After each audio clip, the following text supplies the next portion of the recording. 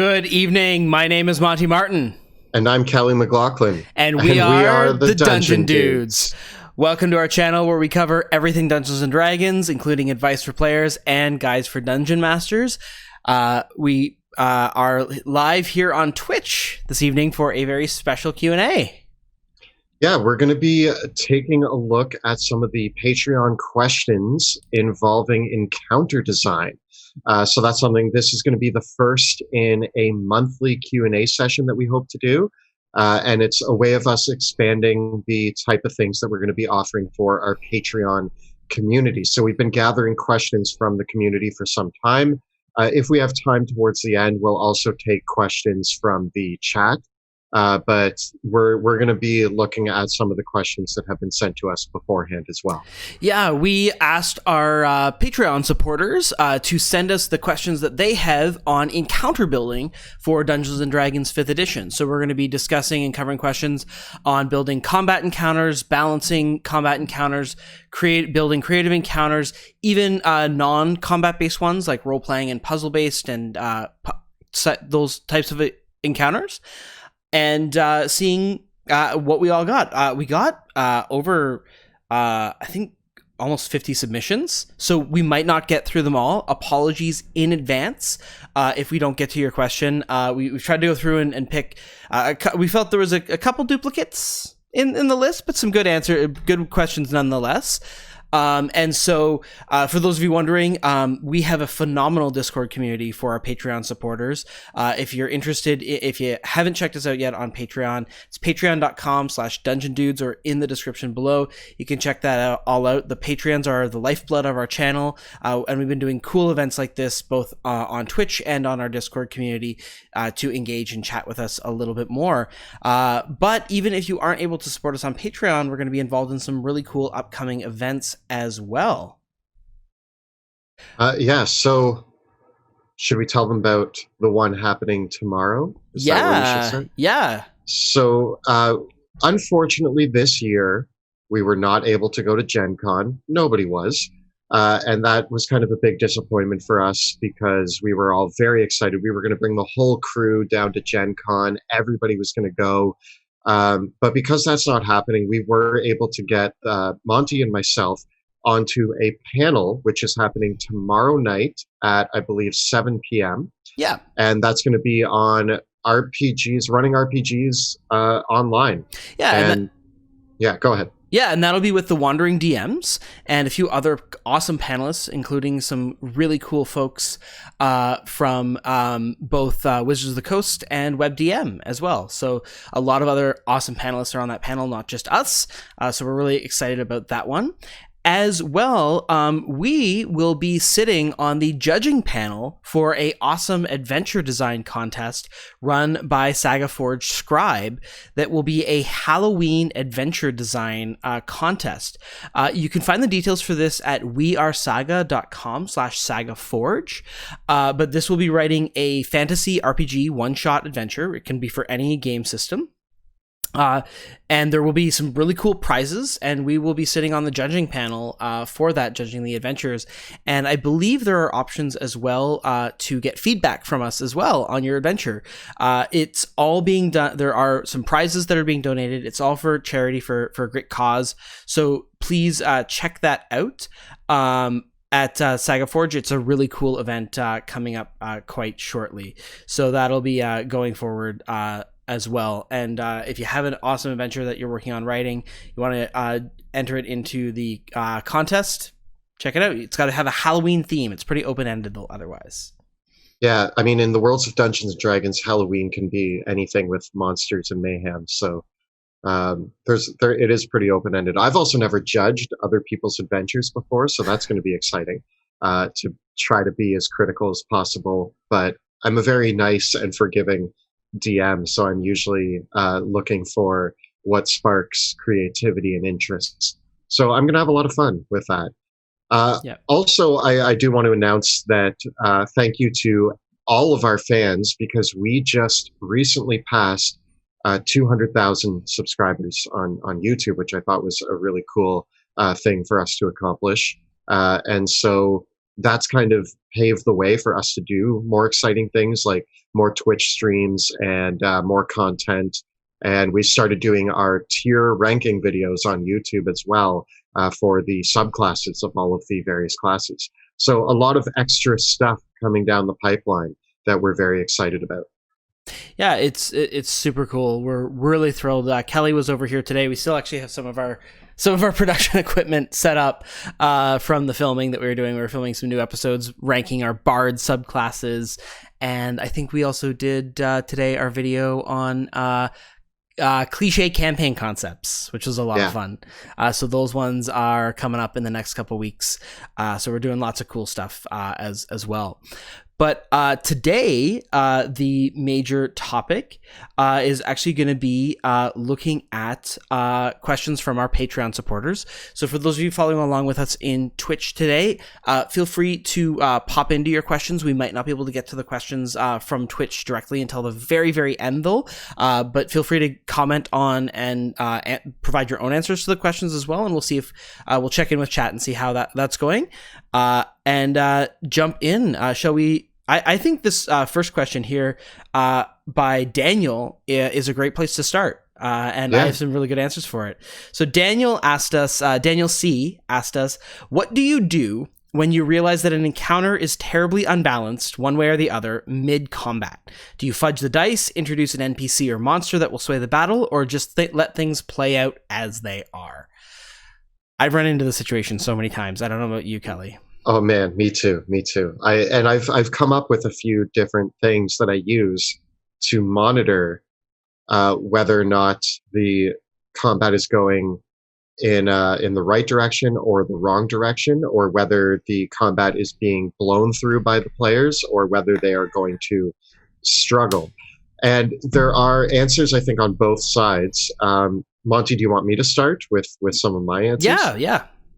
So I think that if a combat is going too hard for the players, if you think that you're about to have a total party kill, and that's not what you want to have, and you're thinking to yourself, oh man, I accidentally made this combat encounter way too difficult, I think that a really important thing to take into account is whether or not the monsters and minions and creatures that you're using are intelligent enough to know when they might want to flee. Even if the commanders aren't fleeing, I think that, like, if you swipe through a few of the little minions, will some of the other minions run away, which could lower the intensity of the combat encounter.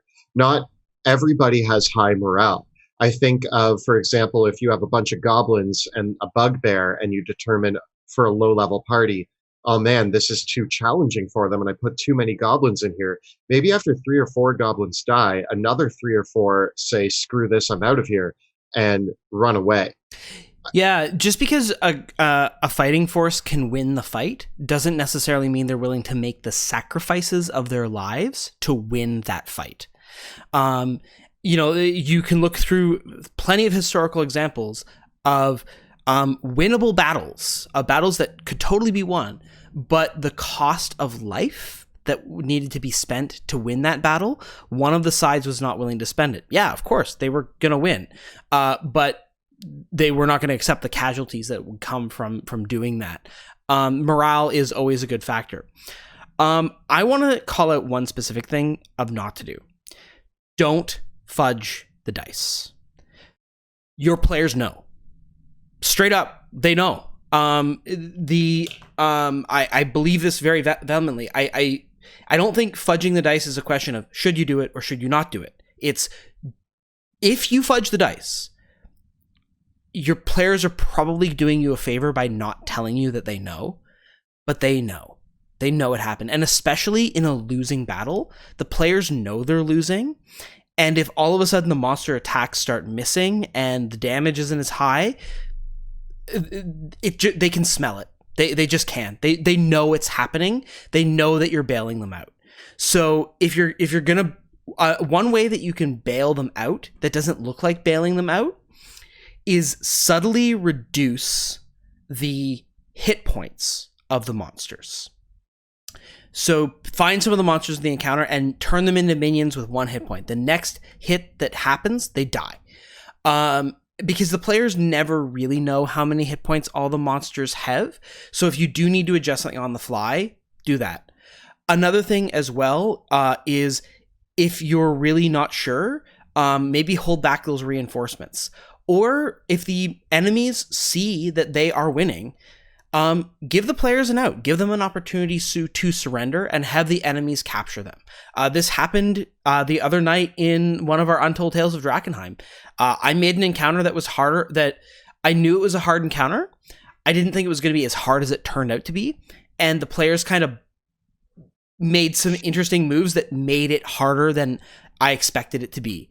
And so when the players surrendered, I accepted their surrender and captured them.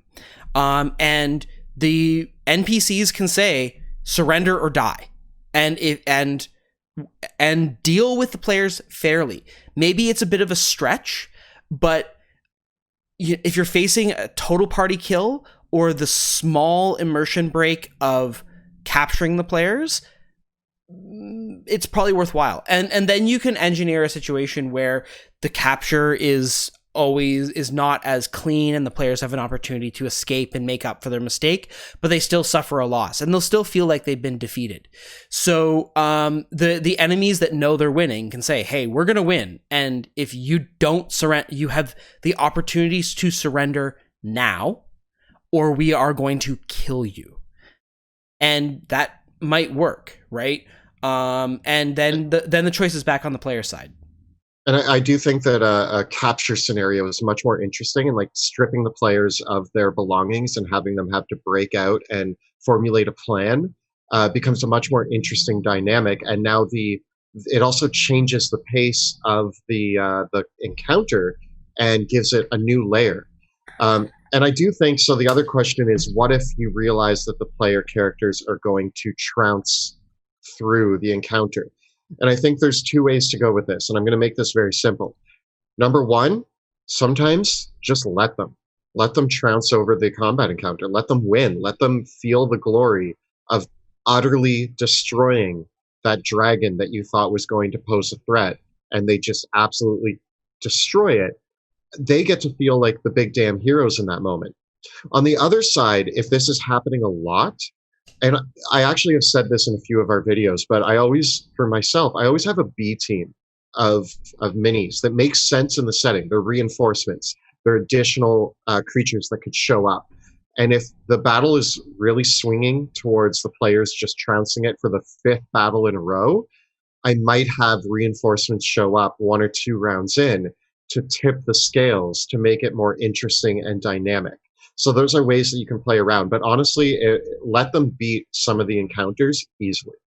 Another thing is that if you have a combat encounter where a player character goes down, you can always make that into a problem by one of the enemies being like, hey, your unconscious friend right here, I'm going to stab them and kill them unless we talk this out or surrender or let us go or something like that. You can always bargain in some way. If your encounter turned out to be not as tough as you thought it was going to be, that sucks. It really sucks if it's meant to be a climactic encounter or a boss battle.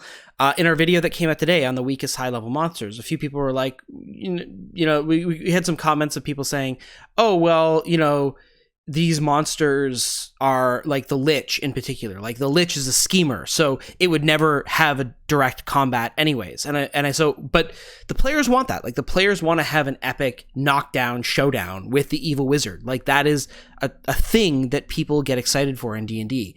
And so the problem with an encounter that is too easy is that the players are kind of hoping for this, like, David versus Goliath, like showdown fight sort of thing. And when it just is like, boom, over, they can actually, it's possible to feel like that was way too easy and I feel cheated. So that's when, having like extra waves and like you can go the other way around. You can just be like, well, this monster that did have 200 hit points now has 250. But be careful with adjusting the hit points on the fly, because ultimately, like, then you are now the one that arbitrarily decides when the monster dies. And actually, you can do that. Like, you can just be the one that arbitrarily decides when the monster dies. That is totally within your power as the DM. And if you do that, it's actually harder for the players to notice you doing that than you fudging the dice. It's really weird. Like when you roll the dice, see the result, and change the number, players notice you doing that. But if you're just like, he's got 300 hit points now, they might not know. I think that answered actually a few other questions that we had highlighted here. Somebody, Thunderhawk, had asked, how do you build an encounter that is challenging but also not too easy and alternatively not too hard? I feel like that was also answered. You can use all of these ideas there as well. I really like this question because can we just add one thing onto the difficulty question? Yeah, absolutely. Here's another thing. You have to define what challenging is for you when you're designing your encounters. Does a challenging encounter for you mean that the player characters expended 20% of their resources, as the book says they should? Well, the player characters expending 20% of their resources could mean that they expended 25% of their spell slots, but none of their hit points, and didn't take a single point of damage. So I think a lot of DMs fall into this trap of thinking that a challenging encounter means that the players got beat up, that they took damage. And usually it also means that a challenging encounter is supposed to feel like the threat of death existed, and that maybe even one of the players was reduced to 0 hit points and death saving throws were happening. But here's the thing that I want to tell you is if you build your encounters with this idea that there's a 10% chance of a player character death, and you say that is my baseline for that, and you have 5 combat encounters per game session, that means statistically speaking, every other game session, a player character dies. That's a lot. That's a lot. Even if you're doing like the standard, which I'd say in nowadays is like 3 combat encounters, you're still like 10% is a large percentage. 1 in 3 game sessions, a player character dies. So that, you know, if your baseline is there's a 2% chance of a character death, then in 50 game sessions, you'll get 1 death.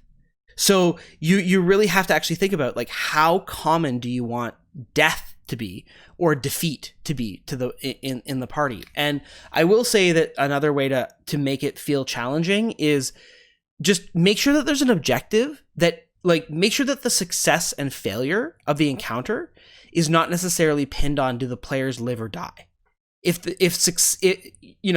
Kelly and I are getting into Warhammer again, and we were really excited because we were going through like the Warhammer 40K scenarios, and we were looking at this. We were talking about the new scenarios in Warhammer 40K where you can play a match of 40K and you can get tabled, which means that your entire army gets destroyed, but you can still win because the way the scenarios have been built in the new competitive 40K has been set up that you actually have to play the mission. And so it's possible for your entire army to get sacrificed. You still will win the game, and your opponent didn't take any damage and still lost, which is kind of a cool dynamic.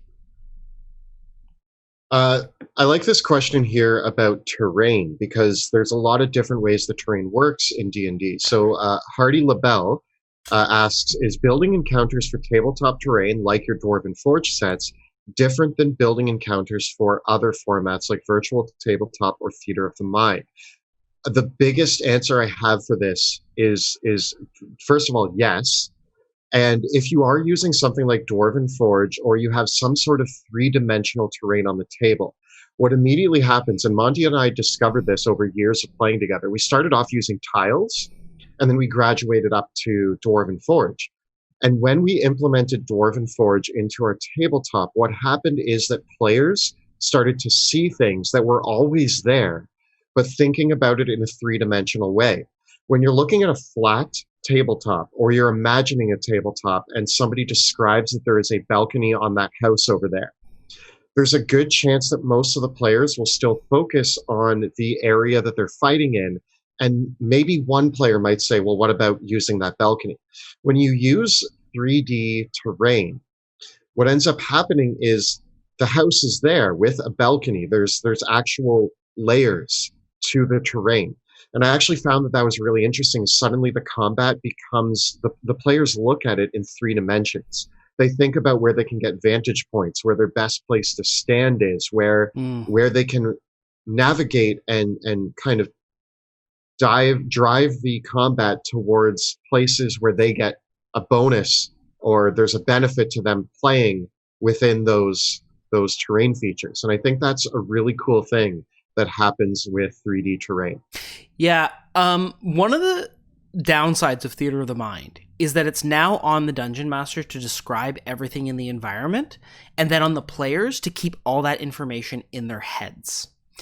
And so with Theater of the Mind, it's very easy to forget that, you know, this room has windows and you can defenestrate your enemies. It's really easy to forget that you can smash the table or break down, or that there's a ceiling and that the ceiling is 30. Actually, even with 3D terrain and even with dungeon tiles and maps, it's really easy to forget how high the roof is, what the ceilings are like. Are there chandeliers or rafters that you can climb on?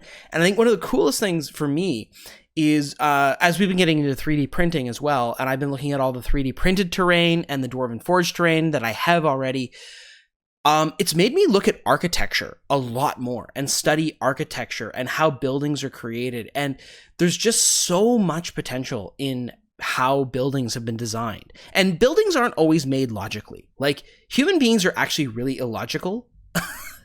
And like, architects don't always make practical buildings. And impractical buildings make for fantastic encounter environments. So it's kind of a bit of a catch-22, but I think virtual tabletops are an interesting break for that, because as I've been looking through more and more maps to use for our online games, I get that inspiration that I get from using Dwarven Forge stuff as well, but it's also great art, and like the visual can spark imagination in a cool way too. I also think there is a benefit that we have played with both. So now when we look at a two-dimensional tabletop, we still are now programmed a little bit more to think in 3 dimensions. But I think that was something that was given to us by playing with 3-dimensional terrain. What's our next question? I want to go down to this. I'm gonna go back over a couple of the questions, because we got a lot of great ones, and apologies again to those of you that are watching along on Twitch. We might not get to your questions. We got all the questions from our Patreons as well, from our patrons. So we're gonna keep into this list here and just see what we all get and where we land for our time today. But Sarah B asks, how do I build encounters with city officials when the player characters break the law? For example, what's important to have prepped in your back pocket, since this usually happens unexpectedly, and how do you keep it fun and make it seem like the players are losing all their agency if they get arrested? And I think someone in the chat also asked about, like, how do I deal with my murder hobo PCs that are derailing, that are murdering everything in sight and killing important NPCs that are vital and things like this. And I think these things all kind of actually go together. So I wanted to talk about this stuff in particular, because the question of, like, how do you deal with PCs that get on the wrong side of the law and that without, like, removing their agency is an interesting one. I do think that I mean, one of the main things to talk about there is are you depicting the town guard and the places and the locations that they're in an appropriate fashion that would steer the players to want to work alongside these people? I think that if they're walking into every town and killing guards, or just like slaughtering people in a town, it's kind of, I don't know, it's a challenging thing, because were they presented with a situation that made them want to start killing NPCs? I mean, I think in one of those situations, they're talking about going to, like, Barovia and, like, dealing with the people in that town. And maybe they're like, I don't like this town, and just murdering their way through it. The other hard thing to deal with, and I'm not really answering the question, I'm more just posing a more elaborate question, I think. But the player characters are usually going to be more powerful than the town guard. Well, that's actually a world building question, because the first thing I want to say is video games, and particularly MMORPGs, set us up with a bunch of wrong ideas. Like, if you've ever played Skyrim or any of the Elder Scrolls games or World of Warcraft, like, In an MMO, the town guards are like always level 120. Like they're always higher level than the highest levels the players can ever be. And in Skyrim and Elder Scrolls games, the town guards level up with you. So they're always a challenge. And that is a ridiculous idea in general, but it's done for like the gameability of those games. But the idea that like the town guard is stocked with like high level fighters is kind of ridiculous. And so because law enforcement is not always like, there's fantastic people in law enforcement in the modern age and not so fantastic people as well. But the modern idea of policing and law enforcement is a really contemporary idea. And your world might not have a contemporary justice system, because our current model of policing and law enforcement is built on an industrialized notion of capitalism that emerged in the late Victorian period and is actually like a post-Renaissance idea. And particularly the idea of like prison is a really, really modern idea. There have been jails and there have been law enforcement and there have been town guards for a long time, but like be careful of, like, you might not necessarily want to draw inspiration for your law enforcement from the modern world. Because say what you will about modern law enforcement, it's very like, you know, it is present, but it's also not present, right? Like law enforcement, like in my worlds, the small towns maybe have a sheriff who's like some old retired soldier. And yeah, I think it's perfectly reasonable for the player characters, if they wanted to, knock over the local sheriff. Like it's kind of a Wild West sort of thing, and that's what a lot more like a very medieval driven fantasy world is going to be like. On the other hand, if you have a secret police that are highly competent, it really depends on the world building. So I would not look to necessarily be like, it's a world building question. The second part of the question is this actually player behavior that you need to police? Is this the characters are going up against law enforcement, or is it that your players themselves are acting out and just like going all over the place? Because if your players are actually like they just want to kill things and be murder hobos, and they want to get on the wrong side of the law because they just are kind of like, for lack of a better word, they just want to be shit disturbers. And that's not the type of campaign that you want to run as a DM. You need to have like a session zero conversation with your players and say like, actually, sorry you guys, I didn't sign up for a campaign where you're a roving band of raiders and murderers. Like that's not the game that I want to run. And if you want to play a character that's like that, sorry, like that's not what I want. So you kind of end up with this multifaceted thing of like world building versus player expectations, and which should be the one answering the question. Because is your police force being a police force in the world, or are you using it as a way to like police player behavior? That's the question. I think I'm trying to think back to there was an episode when you were running Red Hand of Doom. This was never aired. This was a private game that Monty ran for us, where we ended up in a town and like the most ridiculous stuff happened, and Joe's character ended up in the town square, chained up and having tomatoes thrown at him because he painted a horse blue or something like that. There was like this weird episode where a few of us ended up in prison. But the thing was that I'm trying to think of how that worked. And I remember we were in a town where we were getting along with people, and quests were being discovered, clues were being given, and then we screwed up and ended up in prison. And we could have killed our way out, but we didn't want to because we really wanted to be on good terms with this town. And I do remember that like Monty was able to paint this vivid image that like, if we keep screwing up, we will never be allowed to come back here because everybody in town will hate us. And that will kind of derail the campaign. The fact is that your players should want to engage in the adventure. Mm-hmm. And if you say to them, if you paint this picture of, if you screw up in this town, you won't be welcome back, and they say, screw it, then they've kind of forfeited their right to that adventure anyway, and that's not really the right way to go. And that conversation should be happening. I think the other great idea is like, if the player characters are powerful enough that they could overpower the entire town guard, could the town guard hire somebody?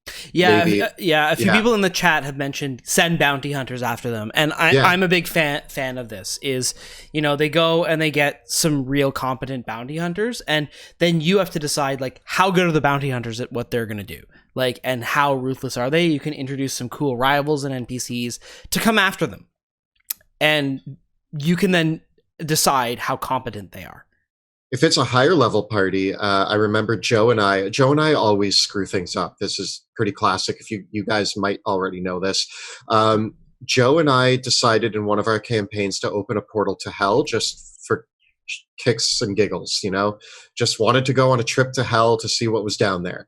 And Monty sent the Inevitables after us. Yeah, I what I did was I made a list of like the scariest organizations I could think of that would not be interested in people making a portal to hell. So like there was a list of like an organization of paladins, a group of angels, the Inevitables, other demons, and other forces. And then I said to them, okay, because you guys have done this, at the start of every session, I'm going to roll a d20. And on a 1, I'm going to roll on this table of the various organizations. And at some point during that session, that organization is going to show up and try to arrest you on a celestial level for violating the pact that you can't make a portal to hell. And this was a specific campaign setting where like the notion of traveling across the plains was like a really dramatic idea. So like that was the world itself had like a provision that mortals are not meant to wander the plains, and that it is a crime against the order of reality itself for them to do that. So the fact that they did go to hell and they made a pact with Orcus and they were given the wand of Orcus was like a problem. And so it meant that these teleporting Inevitables could show up at any moment and destroy them. That's an extreme example for high level characters, but you can scale that back down to having bounty hunters and like go crazy with your bounty hunters. Like maybe your bounty hunters are Griffin riders that have a divination wizard that can scry the location of the player characters. Like that's like a mid to high range group of bounty hunters, right? And yeah, there are wanted posters, and yeah, like you could just say the player characters walk into the next town and there are wanted posters with their faces on them. And so now they can't go to now they can't do things. It can even be super simple things like, you know, they can't get a place to stay at an inn and the shopkeepers won't deal with them because they are known murderers basically, and the rest of the world shuts down. And then I guess now your campaign is about them being fugitives, which, you know, that's kind of the whole problem with this is that unfortunately the net result of this whole thing is that now your campaign is about your players being fugitives. And maybe that's not the campaign that you signed up for. So that's where it comes back to that session 0 thing of like, that's cool, but that might not be the game that you wanted to run. You could cut it off at that point and then say, now you have to make new characters, and now your original characters are now fugitives in this world, and you might have to deal with them later. I don't know. There are ideas in there, but yeah. What do we have for the next question? How about this? What are you thinking? I mean, I have this one that I like, and I have a few things to say about this. So Seth V asks, what are your tips on foreshadowing future encounters? Is it needed? How far in advance should it be done? How often should you do it? And how can you avoid making it seem out of the place or way too obvious? One answer that I think Monty and I agree on here is that your players are unfortunately most of the time either way smarter or way dumber than you think they're going to be. And I've fed into this a lot. I'm going to reference episode 3 of Dungeons of Drakkenheim. Spoiler warning, I am going to talk about a combat encounter that happened there, but everybody after the fact was like, dude, when the sewer was spotless, that should have been a clue that there was a gelatinous cube. And I was like, nope. didn't occur to me. I just walked straight into a gelatinous cube, even though Monty foreshadowed the heck out of it with a lot of narrative descriptions. He only foreshadowed it a little bit before, but I was just like, he was like, yeah, this part of the sewer is spotless. And I was like, well, that's weird. Walk into the gelatinous cube. So foreshadowing, don't expect your players to always get it. They probably won't. But also foreshadowing can be really cool, and you can be very blunt with your foreshadowing. I think that foreshadowing should be useful if you are heading to a location and you want to show the players what sort of threats they might find at that location. If you have a jungle temple filled with dinosaurs and the player characters encounter some velociraptors on the way, that alludes to the fact that, oh man, there are dinosaurs in this jungle. Now there might be more of them. And that will set the stage for it to be less of a crazy twist and more of an environmental thing. So you can use foreshadowing to kind of set the tone of the environment, building up to a major encounter that could happen. A few sessions later, they deal with a T-Rex.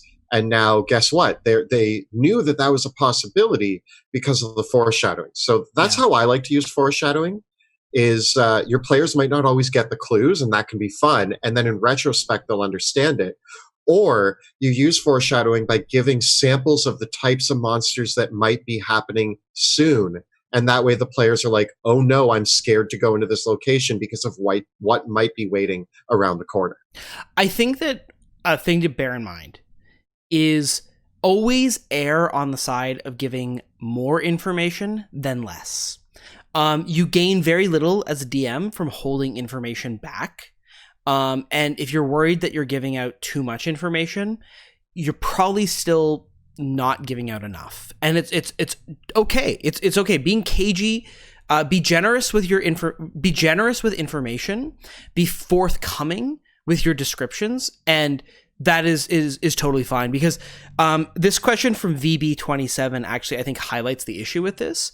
VB asks, what are your tips for getting players to bite on aspects of information you keep presenting to them but they keep ignoring? How would you repackage themes or clues that are important to the game, plot, adventure, or that the players just refuse to address or willfully ignore or can't seem to piece together? Is it a matter of reworking the story or send a clear message? Or how do we cleverly do that and without also making things feel like they're predetermined? I have to say that there is a bit of artfulness to this, and there's a bit of craft involved in it. But I think in general, one of the things that I always keep in mind is this great piece of advice from Justin Alexander, who runs a fantastic blog called The Alexandrian. And they put forth this idea of the 3-clue rule. So basically, if you want your players to draw a conclusion about something, you should put 3 rather obvious ways that they can get that info, and they should be able to move forward with at least one of the 3 pieces of that information. And so that way, I always try to make sure, like, don't ever make a single hook the only way your players could learn something. Make sure that there's a multitude of ways, because as Justin Alexander explains it, the first thing, they're just going to miss it entirely. The second thing, they're going to misinterpret. And the third thing, they'll finally kind of get it. Yeah. And another thing with clues is sometimes if after several clues they don't get it, I will even throw in a 4th option that literally is like, guys, here's the answer if you just think about it for like 2 seconds. And it could even be like they stumble upon an NPC who has the answer if they haven't figured it out yet. I think that it is important, though, that, players are going to miss a lot of stuff, and dangle it in front of them multiple times, because they might still miss it. There was something that I was dangling in front of Drakenforce for most of Dungeons of Drakkenheim that it took almost the entire campaign for you guys to realize that was happening. Can I ask what it was? No, is it a spoiler? It's a big spoiler. It is a pretty big spoiler, but I think for anyone that's finished the series, you'll know exactly what I'm talking about. But like, there were a whole bunch of plot threads, I think, even in that whole series that people look at today that I was like, check this out. Look at this mystery. And you guys were like, nah. And also at a certain point, you kind of have to let it go, right? And I did. There's certain things that you have to. A lot of people are wondering, and all of that I'll say is yes. Please continue to wonder what it is. Oh man, yeah. Okay, fair enough.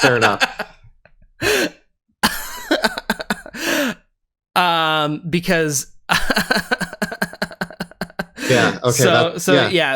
But the clues are there, and I think it's a perfect example of the clues. You can keep giving the players the clues, and they'll miss it, and eventually there's a certain point where you just have to go, all right, you guys missed it, and I warned you. Yeah. So yeah, don't be afraid to make things really obvious for you as the DM. If you as the DM think that something's really obvious, you could probably lower that expectation on your players for it being 40% less obvious than you think it is.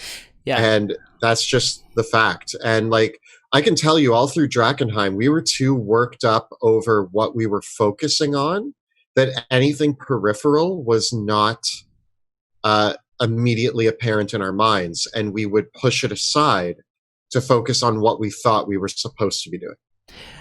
I think this also leans into a few lessons that we learned in Drakkenheim, which relates to questions that we have from Diana and Caden about making players. Caden asks, when creating puzzles for your players, what is the best way to make them feel accomplished?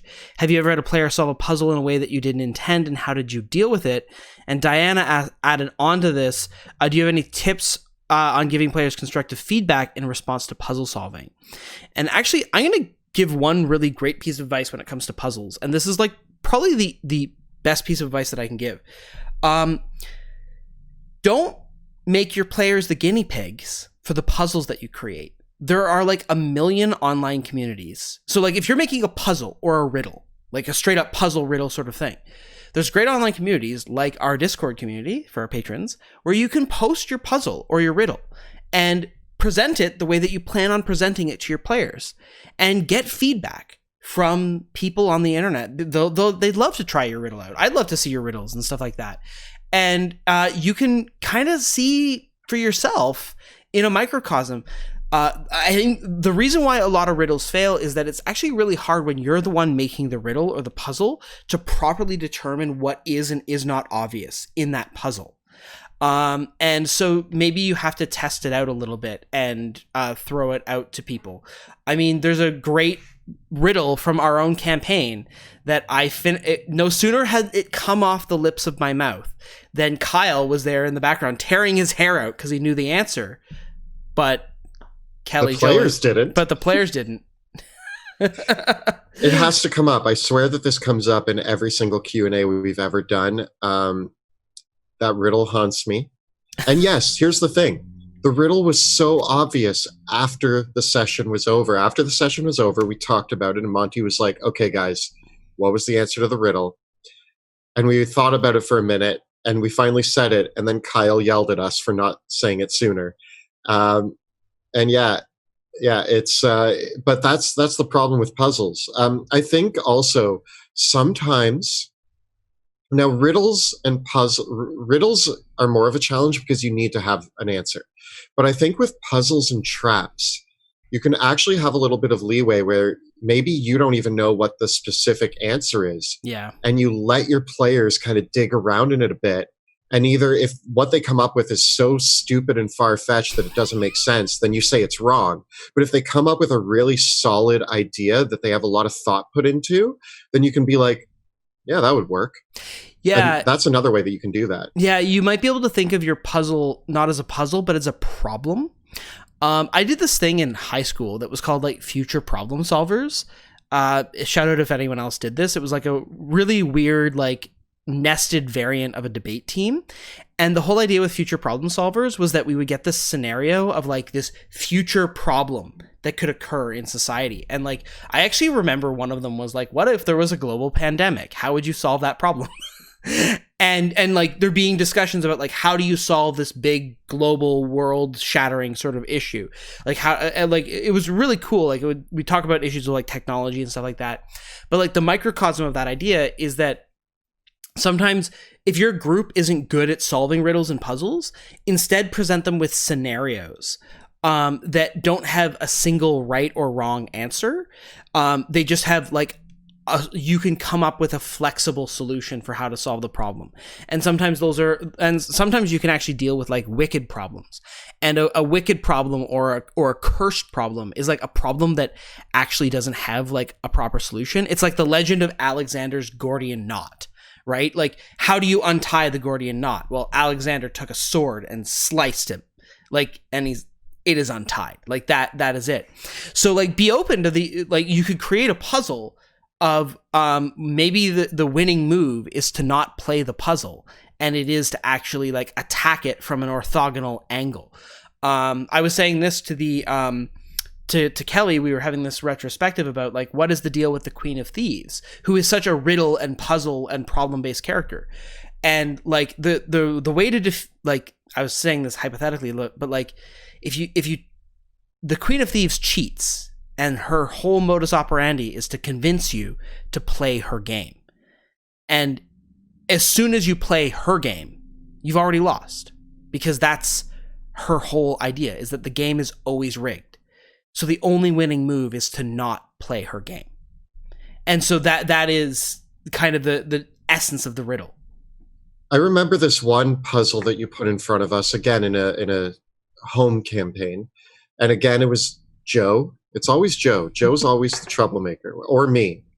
But anyway, you presented 3 chests.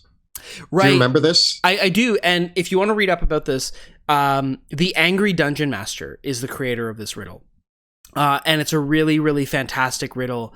If you look up the Angry GM, you can find the full description for the riddle, and I would refer to that, because I can't claim credit for that. That is straight up from fair. Yeah, I do remember though that Joe, we finally got so fed up with the puzzle that Joe was just like, I'm going to pick this chest and open it. And I think you informed us after that there wasn't really a solid one answer, and there was always a 50% chance that Joe was going to die. Yeah, I don't want to spoil the riddle because it's actually a fantastic riddle, and I encourage you to look it up on. And yes, but the answer of the essence of the riddle actually is that it's about taking a risk. It's a cool one. It is an interesting one. Like you can logically deduce part of the answer, but eventually the answer to the riddle kind of turns out that you still have to take a risk, which is kind of the interesting like world building thing behind it. I do remember though how rewarded I felt, and like the excitement at the table when Joe opened. He's like, I'm sick of this. I'm picking this chest. He opened it up. He got the prize. And we were all like, yeah, you did it. And then we turned to you and we were like, what was the answer? And you were like, could have been either of them. The other one might have killed you and blah, blah. And we were like, what? And I just remember us being like, Joe, I can't believe you just went for it. And I can't believe that it succeeded. Most of us were like, I'm not touching these. I don't want to take part in this riddle anymore. I'm scared. And Joe was like, no, I'm going for it. Yeah. And that's fun. The basic idea behind it is that you're presented with a room where there's where a voice tells you that that there are 3 chests in the room, and when you enter the room, a booming voice tells you that one of the chests will kill anyone who 2 of the chests will kill anyone who touches them, and one of the chests contain the treasure.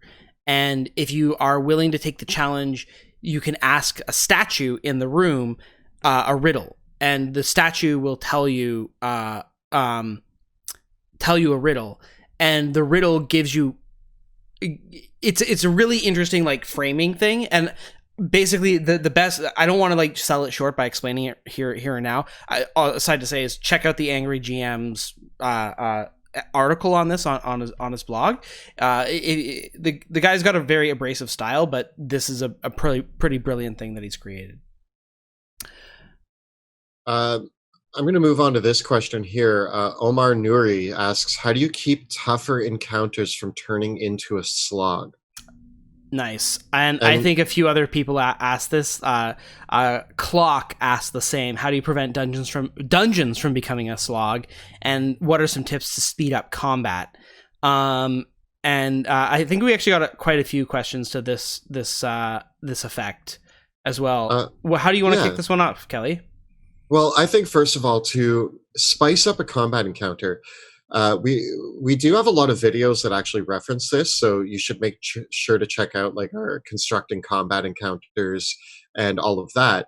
But generally speaking, I think that creating a combat encounter that works in tiers, where the combat encounter starts against a certain type of enemy, and then a round or two in, another enemy shows up or reinforcements show up, and then like you could have an environmental effect take place another round in, or by creating these tiers of things that could occur during the combat encounter that change it up. Maybe even having your main enemy that they're trying to kill, flee to a different location with different reinforcements, having the party chase them.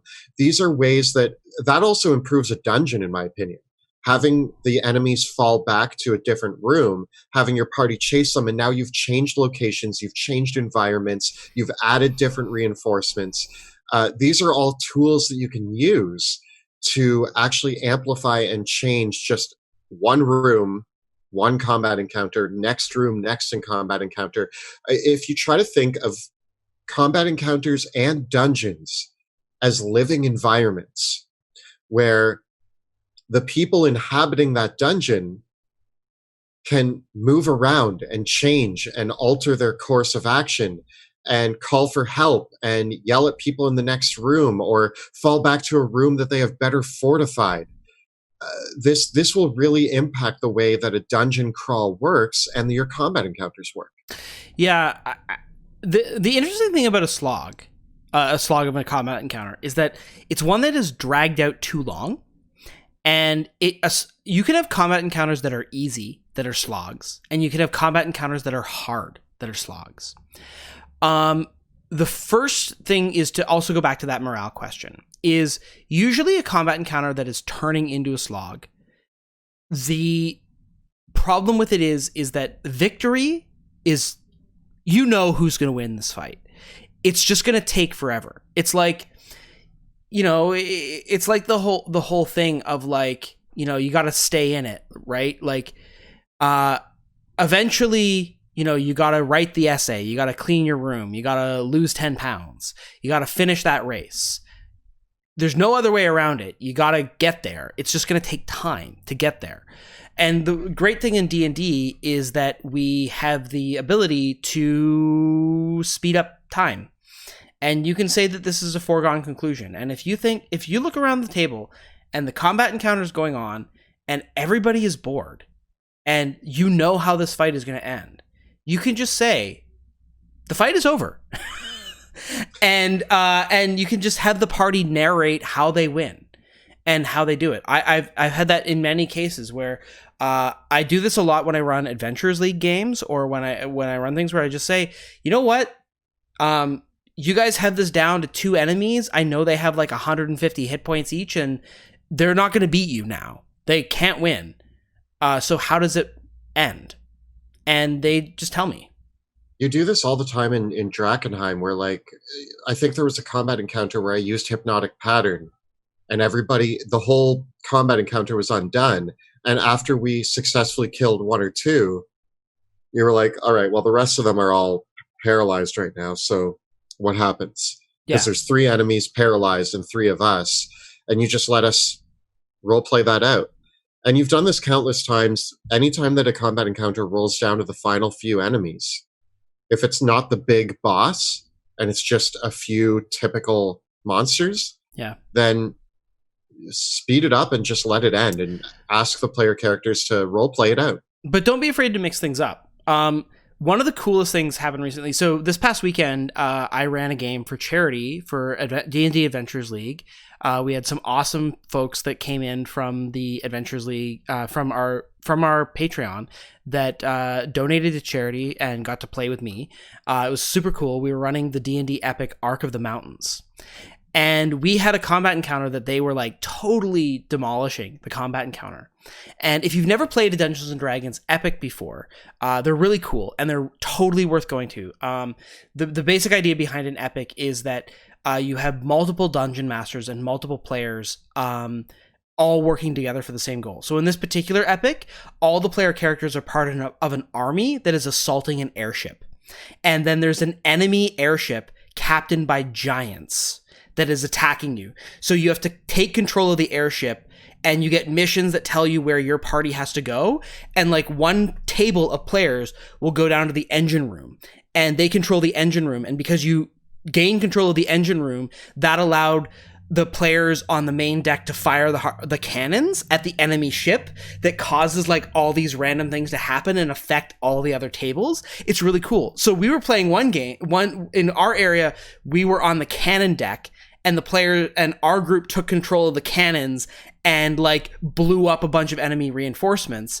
And as a result of that, it set off a chain reaction that while they were mopping up the resistance on the cannon deck, the pirate captain showed up at our table. And there's actually a head GM at these events that plays the pirate captain. So another DM came into our game, ran the pirate captain, all the players got to fight the pirate captain, and then he had to flee. It's super crazy. But the lesson of it is it's a lesson in how to like shake things up. And so all of a sudden, like the main villain showed up. It was really, really cool to see that play out. And when a combat encounter becomes a slog, like if you're running Curse of Strahd, anytime you have a boring combat encounter, Strahd them. Just Strahd. Suddenly Strahd. and suddenly Strahd. And you can do that. Like suddenly something happens. Suddenly there's an explosion. Suddenly the building launches on fire. So maybe that can feel a little random, but those are like those reinvigorate an encounter that's becoming boring. Well, I remember this was very early on. This was like when I first started playing D&D, and I'll still never forget it.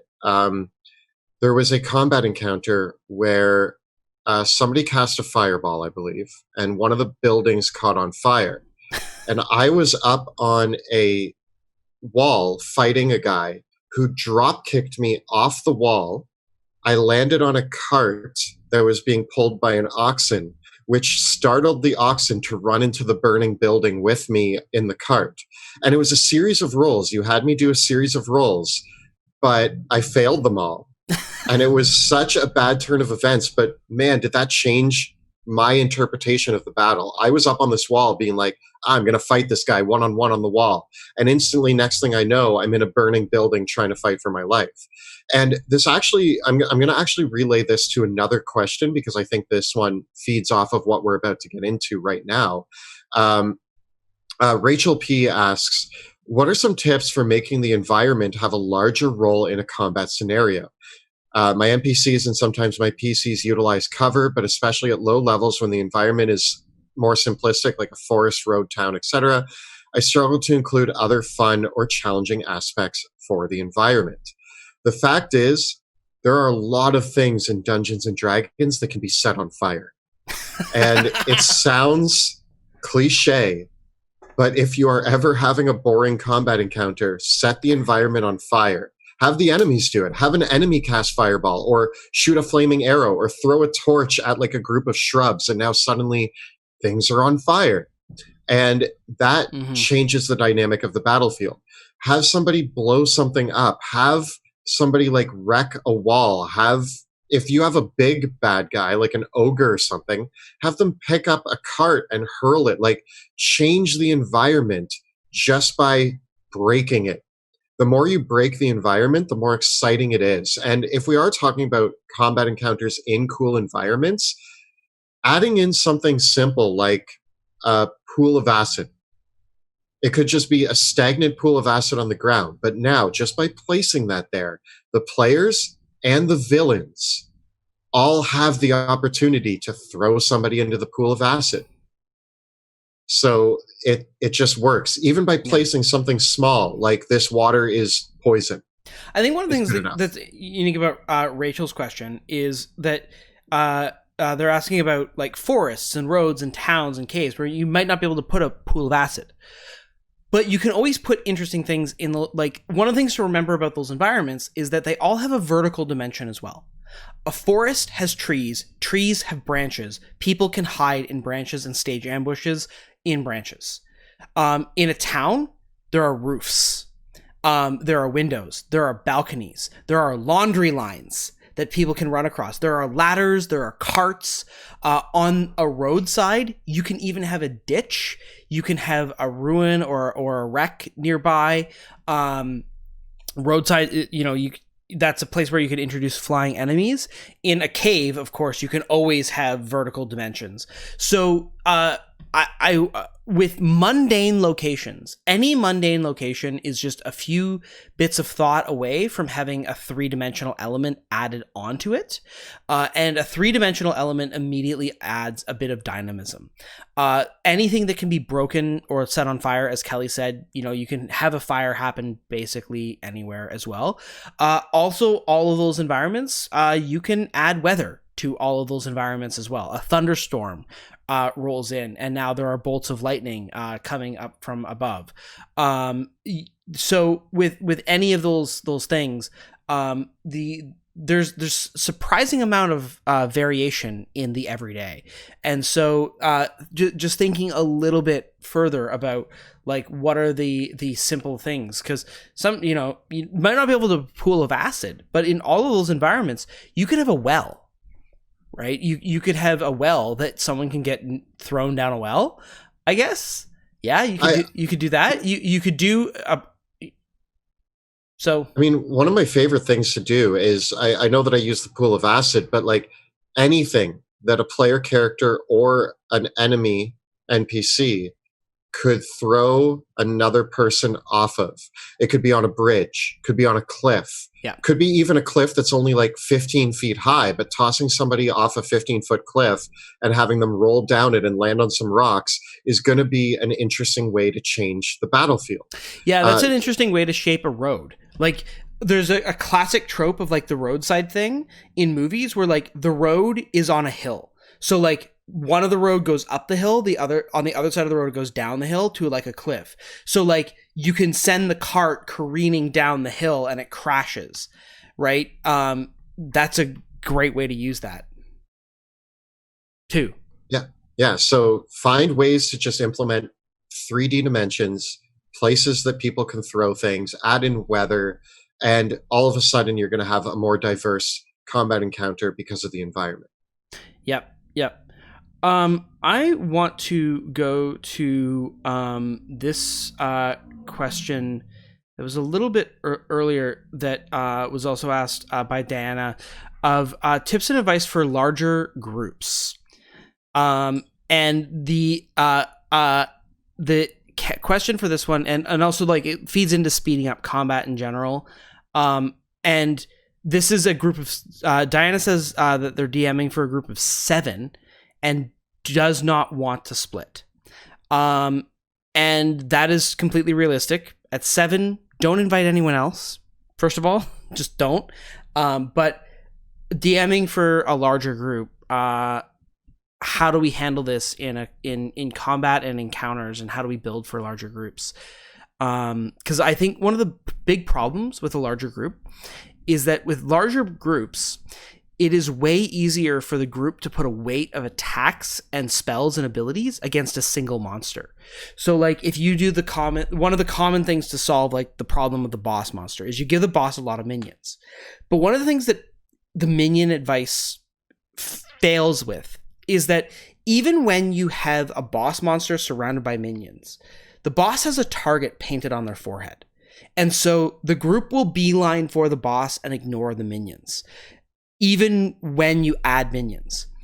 So you have to have multiple threats, I think, with a group of 7. You need to have 2 really big, beefy threats that are equally dangerous.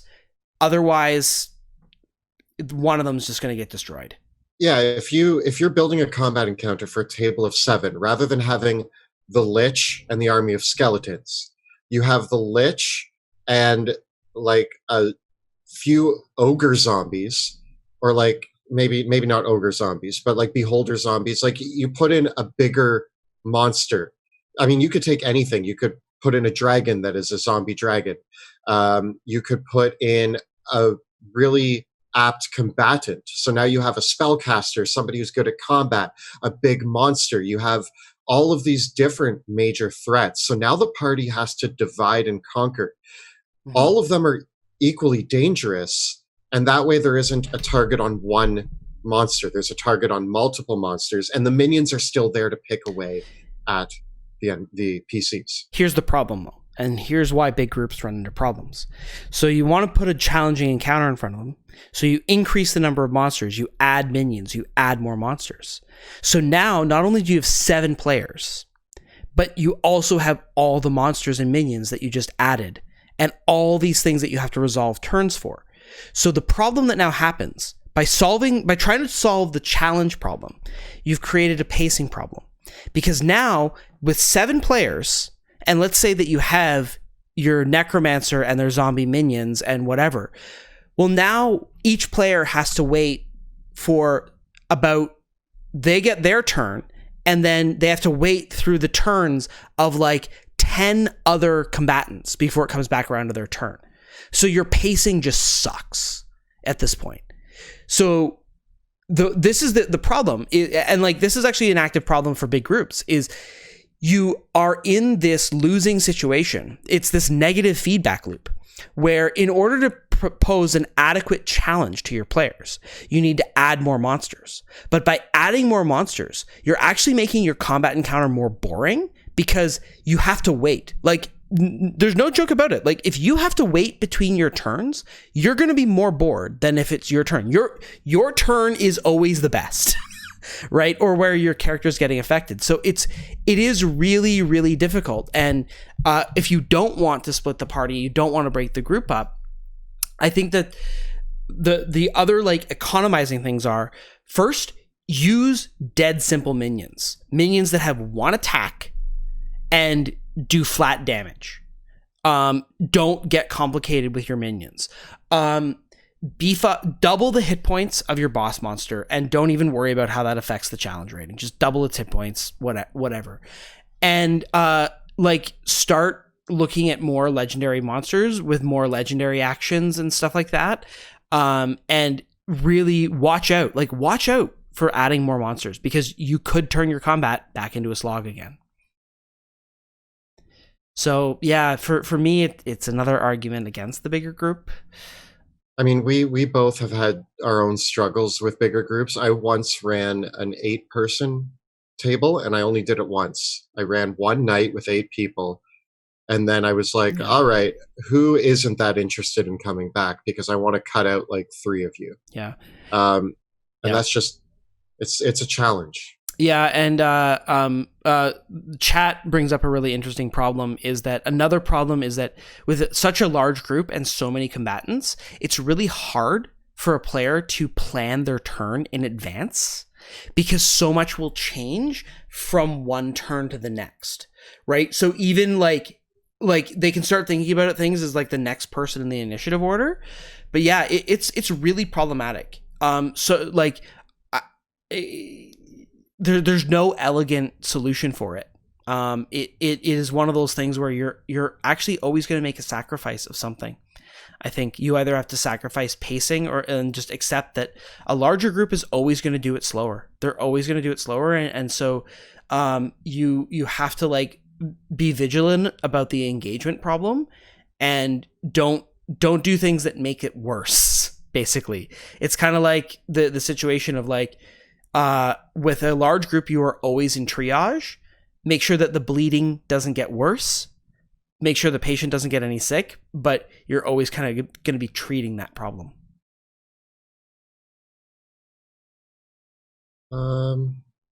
Let's see, what else do we have here?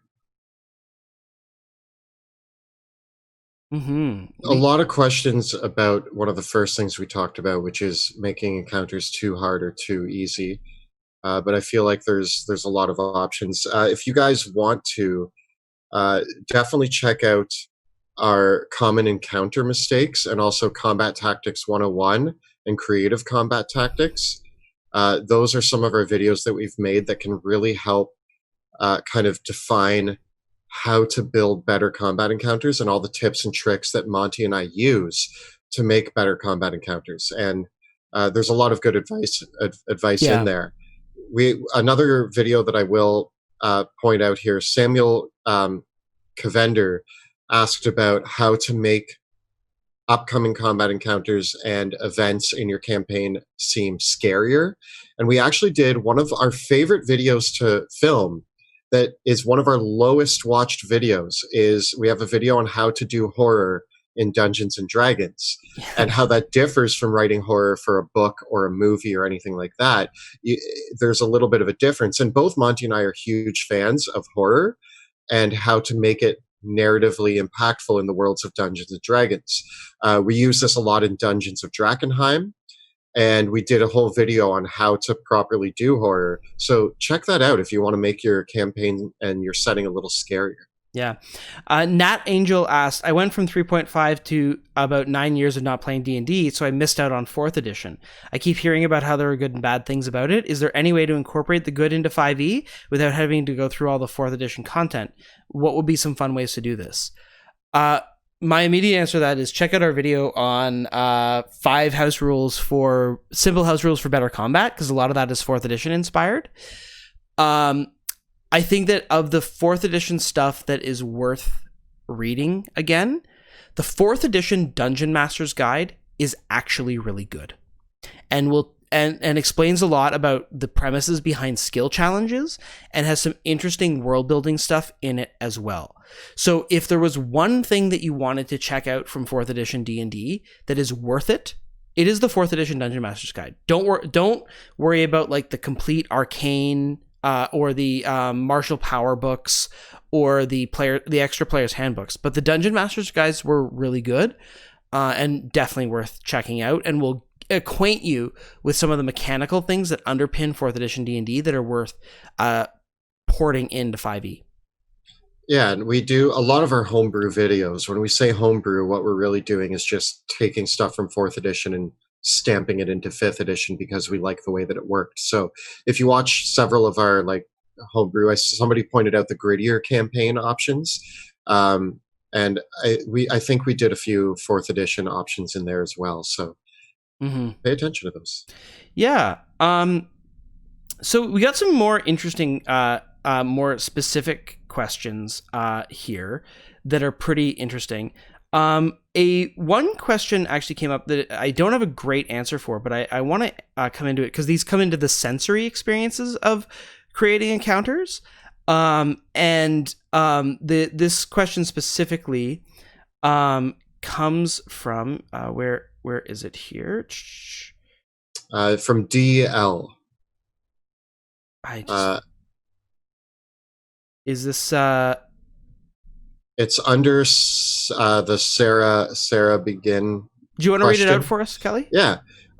Any tips on building the sensory experience of a particular scene encounter without it becoming overwhelming or scene killing by being too long drawn out? I'm personally happiest when someone describes the scents, smells, tastes, the feel of the air, sounds, and that set the scene and create anticipation.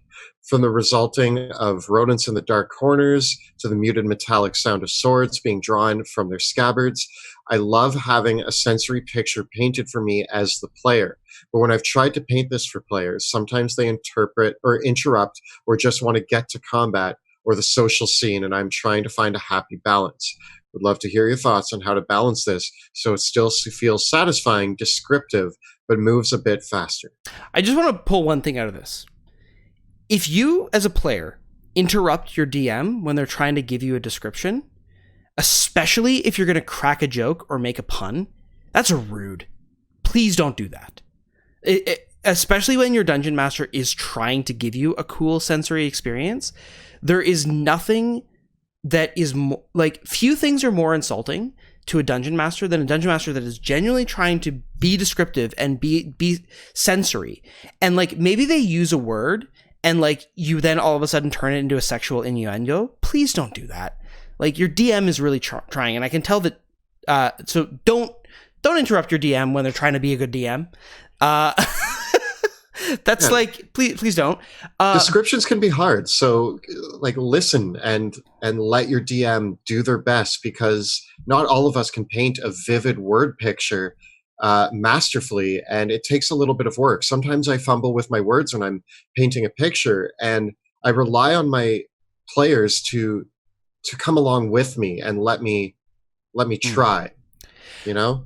I will say, so first of all, to learn how, so one of the things to they'll compromise on is be evocative, be brief, and focus on powerful words.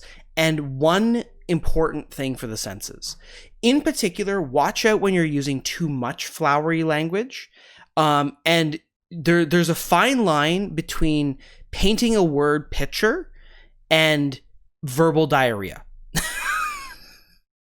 I really like analogies. So, and I know Monty does this as well. Rather than trying to explain, I'm going to use one. So let's say that there's a really smelly location. Rather than trying to be like, you walk in and the odor is pungent and it burns your nostrils, and like you go on this long description, you can just say, it smells like hot garbage in here. And everybody at the table is going to go, well, I've smelled hot garbage and it's really unpleasant. And now I'm imagining that smell. By using that one statement, that analogy to something that we can all relate to, you've added a ton of description, and everybody at the table latches on to a sensory explanation from a much simpler concept. Also, one of the things that I'll remind, and this is just like from one creative to another, is the human brain fills in details, and the human brain only needs a certain amount of detail to create a word picture. So I encourage you to, first of all, read books and listen to audiobooks, because one of the things D&D players love watching movies, and Kelly and I reference movies all the time. We reference video games all the time. But from a descriptive point of view, books, and particularly audiobooks, are actually the thing that will teach you as a dungeon master how to paint a word picture. So read some books, and particularly read books because read books by fantasy authors, because fantasy authors, good fantasy authors in particular, people who are poetic in their language, whether they, some of my favorites, Ursula K. Le Guin, N.K. Jemisin, H.P. Lovecraft, Jack Vance, particularly people who aren't Tolkien. Tolkien's great, but he explains a tree for 4,000 words, so don't use that. Exactly. And another one that is not a very good example to hold up to, despite this, is George R.R. Martin. Also not necessarily the... If you want to learn how to describe food, read George R.R. Martin. Yeah, that's fair. Yeah. But but there's a lot of great reading out there. And one of the things that I always love is, like, one of the reasons why I come back to Lovecraft, despite the fact that every time I reread Lovecraft, I'm like, oh man, this guy, like there's problems with Lovecraft. Lovecraft got some like straight up problems, and I want to acknowledge that, like, they're in there. And it's really hard to ignore the obvious racism in a lot of Lovecraft's work, especially these days. It's there, and it's hard to reconcile. I still love Lovecraft's work, but there's a lot of it in there. But Lovecraft is still really, really good at painting an evocative picture without having to use a lot of words. And what's really interesting about Lovecraft, and I too agree with that sentiment, but like Lovecraft, at the end of the day, his stories are really interesting and his descriptions are really interesting. And something that Lovecraft does that I think is incredible is when he describes things, he actually does it in a way that, if you actually look at the words on the page, they don't give you a full image, but your brain fills it in with the most horrible things you could imagine. Yep. Because of the open-endedness of his descriptions. Yep. So that's something that I always found with Lovecraft is my brain was scarier because he gave me nudges in the right direction to be horrified. Yeah.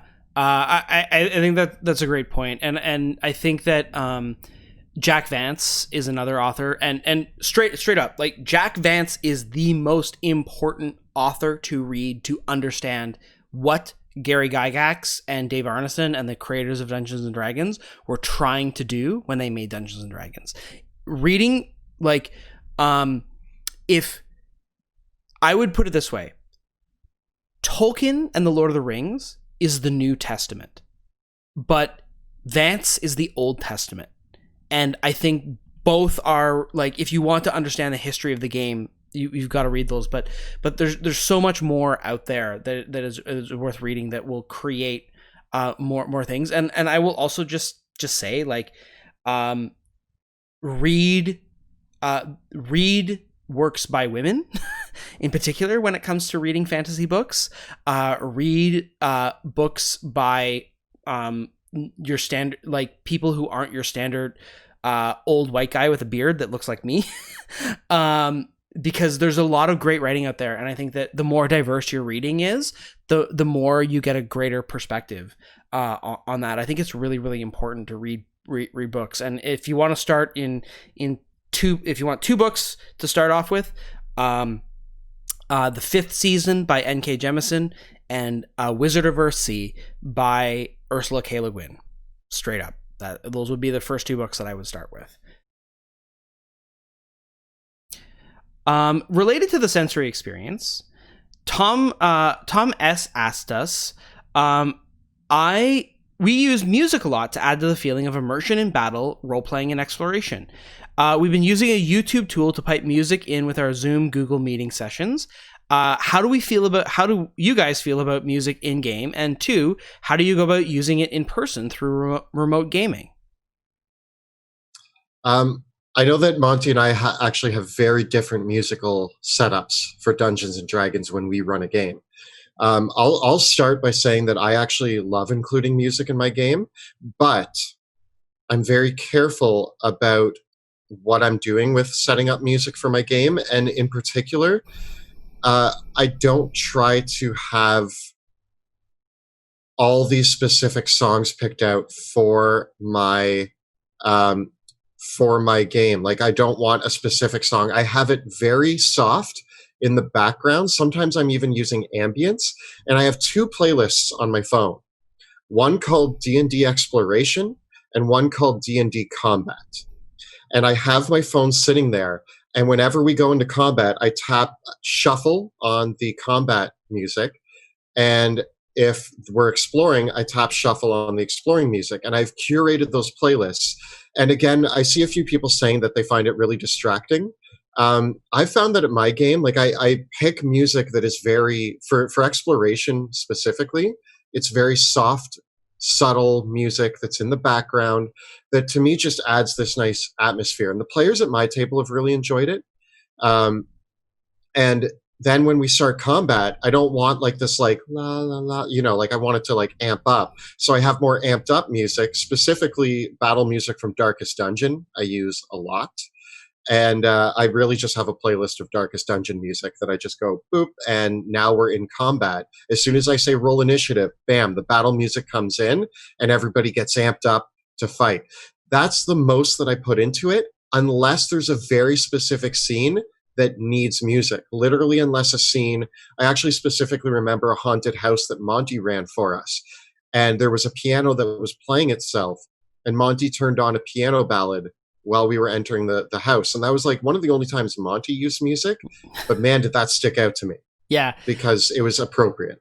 I am just going to echo chat and say, I find music incredibly distracting. And I can think of a couple times when we've been playing D&D where I turned to you and I was like, Kelly, can we turn off this music? I can't stand it. Next then, a shout out though to Tabletop Audio. Tim at Tabletop Audio makes fantastic background ambience music that are tracks that are 10 minutes long and gently loop, and they evolve very slowly over the course of the track. So they're things that fade away nicely into the background. And we use Tabletop Audio for our music in our campaign, in our games, for a couple reasons. First of all, because we have permission to do so, and we can't just use music from whatever video game we want to without getting our stuff taken down. So there's like we have technical hurdles and copyright hurdles to overcome, but of course for your game you don't necessarily have those problems. You just need to get a little boombox and load up any of the amazing playlists that are already on Spotify or YouTube or whatever. You can curate it as much or as little as you want to. My recommendation is, like, I'm on the fence about music that has ambience in it. So like one of the cool things is we support Tabletop Audio on Patreon, and so we get access to all of the tracks that are music only without the ambiance, because I find the ambiance actually makes a piece of music harder to use in a variety of situations. Because like sometimes you'll get this awesome audio track, but then you want to use it for like your epic mountain scene, but then the ambience track actually has like the sounds of a town. And so you can't use it in that way unless the ambience is taken out. So there's a few, like I find that the ambience baked into the track is often the most distracting thing. So I generally favor ones that don't have the ambience.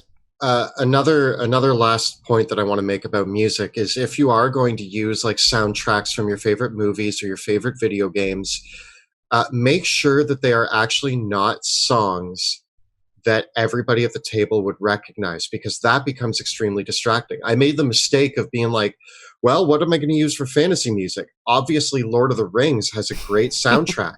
And in the middle of exploration, the Shire song comes in, do-do-do-do, do-do-do. Yeah. And everybody at the table is like, oh, we're in love. Like, and I was just like, it took everybody out of the game.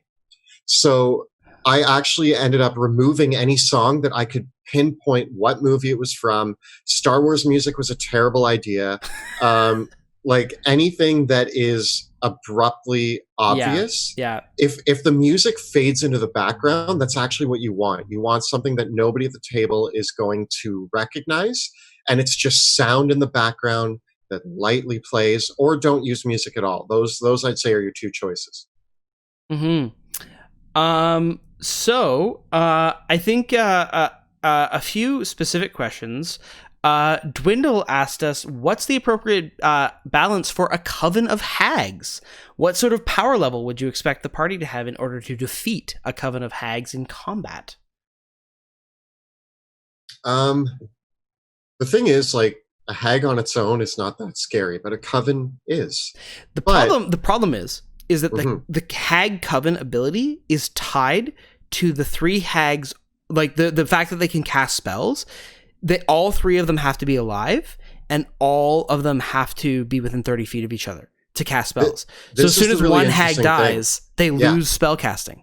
So they're a very prominent threat until one of them goes down, and then their challenge rating, not really, but like their efficiency as a challenge plummets as soon as one of them dies. Which I actually think, if you're running a coven of hags, expect to run it until one dies and the other two flee. Yeah, that's a very good model. And I think in that respect, like if you're doing a coven of green hags, I think that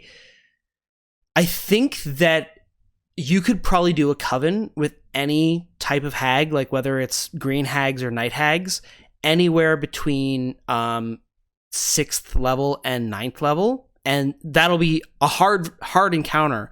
But because it ends as soon as one of the hags goes down, that strikes an adequate balance to me. If you have a party that is really good at focusing fire, you can put a lower end party against a coven of hags. If you have a group that you know sucks at focusing fire and they just all attack whoever the heck's closest to them, then you could spread out the hags a little bit and engage them on multiple fronts and have a more intense combat encounter. But it really also depends on whether your party is good at combat or not and knows how to say, okay, guys, take out that one hag and we're good. But if they don't know that, it's a more interesting and dynamic battle. Yeah. M. Varahu asked us, I want to make combat encounters that are more ambiguous as to who the enemy is. For example, running into a caravan fighting a bear in the woods, but also the caravan is a circus trying to capture the bear who just wants to get away. How would I best signal that there's a battle already here and they need to pick sides or get out of the way, while not having them turn into kill first, ask questions later, murder hobos, as soon as roll for initiative is asked? My answer for this is that if okay, let's use the specific encounter presented. It is a circus caravan trying to capture a bear who's actually part of the circus, or they want to be part of the circus.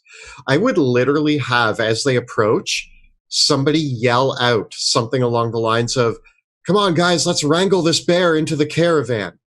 Already, something other than just people fighting a bear is happening here.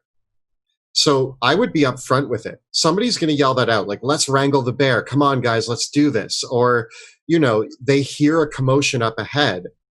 And yeah, it could go either way. And really, you have to be open to the idea that the party could still come in there and be like, oh, here's a group of people trying to wrangle a bear. Let's kill them. And that's a possibility as well. So you need to be open to it. Yeah, I think that also, like, why does the party care? Like, we got to get some motivation here. Like, this is where I think we got to go back into the scenario and say, okay, like, what is the conflict, right? Like, why does the party care about this bear? Is the bear actually a cursed druid stuck in wild shape? And now we got something, right? But also, why is this a combat encounter? Like, is this not a role playing encounter? Like, is this not one of the ones where, like, the party helps subdue the bear non-lethally and then talks to the circus and is like, what is going on? So I think that we need to get some stakes. Like, why does the party care about the fate of the bear? Right? Is someone in the party a druid? Like, does the bear have some sort of significance? So that's where, like, we got to go back to the stakes. And so then you actually have to go earlier, before the encounter started, and make sure that you've communicated these stakes to the players. Because if the players show up to this sequence in media res, I think they're going to be confused. I think if you had presented earlier in the campaign that there was a traveling circus and they were trying to wrangle animals in the wild, and they were worried because maybe there was an owl bear nearby and you were worried that the circus was going to attempt to capture it, but that owl bear is dangerous, and then you stumble upon a caravan trying to capture an owl bear, you set the stage for a more interesting combat encounter where now they do have to pick sides. They've been told that the owl bear is probably too dangerous and shouldn't be attempted to be captured. The caravan is trying to do it anyway. Do the players engage and try to kill the owl bear and save the caravan? And by setting a different stage and, like, foreshadowing, which is also something we talked about, and you can kind of make this a little bit more interesting and have different stakes and different options presented. Yeah, I think it needs to be like a magical talking bear, and, like, the bear is, like, screaming for help, and then the players are like, why are you circus people want to capture this bear? And they're like, obviously because it's a talking bear. Yeah. and so that could be something there. Yeah, maybe it's rare or endangered, or maybe there's some significance behind it. That you need to create a conflict there, but also a conflict that, like, because it comes back to is you want the players to pick sides, and it's like, pick sides now. And so I think one of the interesting ways to execute on that, and this is something that I often consider doing for Drakkenheim, was like, I didn't actually end up doing this in the Drakkenheim campaign because it went in a different direction. But one of the things that I considered doing was the players have an instance where they encounter members of the Silver Order fighting against members of the Hooded Lanterns. And so there's an active fight happening between two of these factions. And the players have already encountered the Hooded Lanterns and already encountered the Paladins. And so now they have the choice to intervene or not. And that was one of the ways that I was considering, okay, this is how, like, you pick sides, right? So, like, if you want the player, like, that sort of encounter can be really interesting, where the players have already encountered the two factions, and now the factions are fighting over something, and it's very, very clear that it's opposition, and, like, this can only be resolved by the players picking a side. I find this question really interesting. It's by Joseph Richardson, and I actually don't have a solid answer currently for this, but I'm interested in discussing it. And so Joseph Richardson is playing a level 1 warlock in a gritty variant rule campaign with 10-day long rest and variant encumbrance. The question is, how does he, as a warlock squishy character, prepare to handle multiple encounters throughout a long rest cycle using the variant encumbrance rules? It's possible I should have chosen an easier campaign setting for my maiden voyage into D&D. I mean, I want to open this up and kind of say, like, if you're playing a gritty campaign, I think that is the point, is that it is going to be gritty and it is going to be tough. And that is the point of a gritty campaign. Now, I actually think playing a warlock, you have a benefit because you regain your spell slots on a short rest. But I don't know, Monty, what advice do you have for trying to deal with a gritty campaign setting, and how do you manage your character? In this scenario, the warlock invocations that let you do things at will are going to be very valuable. And the augmentations to Eldritch Blast are also going to be very valuable. So, like, taking the invocation that lets you cast Mage Armor at will, now you don't have to wear armor, you don't have to worry about the encumbrance, you don't have to worry about running out of the spell slots. Taking the invocations that will boost Eldritch Blast will be very valuable as well. I would also look at the other abilities that let you, like, do certain things at will, or that give you other cursing abilities. And then beyond that, like, never forget that you can keep concentrating on Hex for several hours and get a lot of mileage out of Hex, and that's just gonna have to be the way of it. I do think playing with the gritty variants are a little rough for a new player. And I do also agree that we did a video actually talking about, like, our top classes for new players, and we actually didn't do the inverse of that, where we talked about the worst classes for new players, and we didn't really get to go into the reasons why the warlock is probably the worst. Now, when we say worst, I mean a lot of players love the warlock, and I know players that have tried it as their first character, but it is the most complex, I think, class in the game because of your combination of pact, your patron, and your invocations. There's a lot of choices that get made as a warlock. There's a lot of mechanical character building things that can be really intimidating for a new player, and making the most of your very limited spell slots is actually really hard to master. That said, maybe you'll get some more short rests and do all that. So, I think you'll be okay. But yeah, the invocations that let you cast spells at will, like Armor of Shadows, I would definitely take that in this campaign. I think that'll help you a lot. Yeah. I think we have kind of come to the I think we've hit a lot of. Here's one more good one. And actually kind of relates to this one. When building an encounter, do you prioritize PC strengths and weaknesses first, or prioritize the setting and how well it fits your world as a main concern?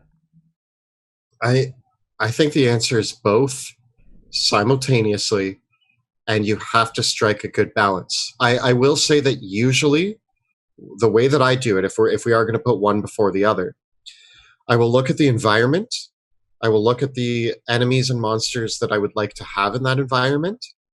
Then I will look at the player characters and what might pose a threat within that spectrum to them. So I tailor the encounter to make sure that it fits the theme and setting. Yeah.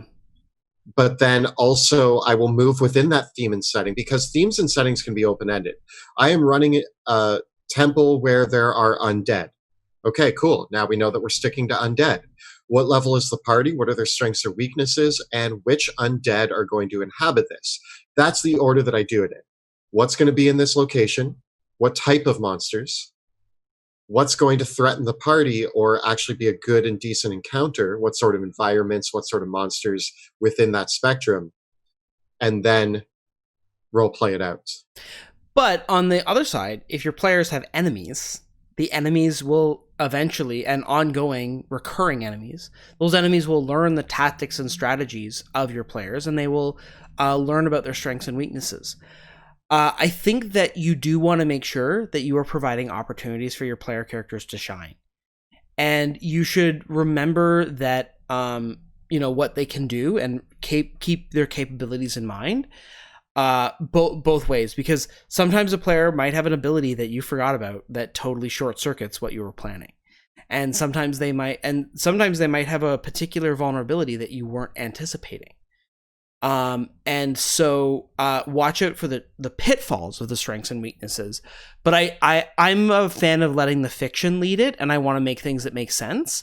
And I find a lot of little ways to make sure that there's a variety of challenges. And I actually think that's ultimately the most important thing, is variety lets your players discover what their strengths and weaknesses are. And by having a good variety of encounters and types, you'll make sure that the players that when the players go up against one of their weaknesses, they won't feel like you targeted them, because it's when you target their weaknesses that the bad feels happen. Are we moving on to questions from the chat? Because I actually love this question. Sure. So Gav here wrote, what's the most comedically opposite to expectations that any encounter you've DM'd or played in has gone? Both of you. I have two quick, I'm going to make these quick stories. And actually one of them is in the recent episode that came out today. So if you watch today's episode, I do mention this story. One of mine was actually my partner was playing a warlock who had just gotten the banishment spell, and they were on a seafaring part of the adventure, and they were going up against a kraken, and they were sailing up to the kraken. It threatened the party. It tried to grab people and whip them off the boat. She banished the kraken. It has no legendary saves or resistances or anything. So pop, the kraken was gone, and they sped up the boat and sailed away. That was one that totally, I was like, well, I thought that was going to be an epic encounter. The other one, which I'll mention, I had planned this epic battle against a white dragon. The white dragon was going to be fought in its lair, and I thought it would be a big enough threat that the party would flee. And as the party fled, I was going to have the dragon chase them as they tried to get to their boat. This was actually one right after another. After the kraken battle, they landed on the island with the white dragon, and I thought they would have to flee, get on the boat, and have this cool boat versus white dragon battle. I had a 3-tier battle plan. They come up to the white dragon in its lair. And like an idiot, I land the white dragon. The white dragon lands for one turn.